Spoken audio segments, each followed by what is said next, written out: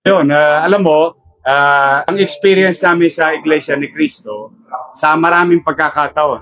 I've been in the city for almost 3 decades. And so many rallies, minsan multi-sectoral rallies led by Iglesia ni Cristo. After which, wala kang makikitang bakas ng gulo, bakas ng pagtatapon o pagkakalat.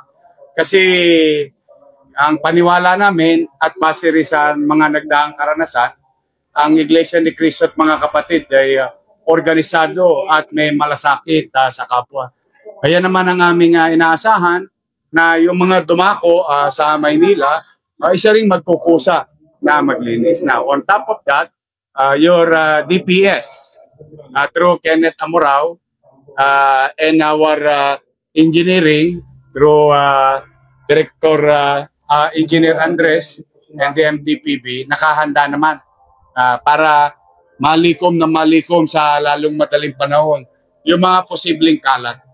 Pero I went around makikita mo very minuscule yung may pangilan-ilan pero kinukuha rin ng mga kapatid.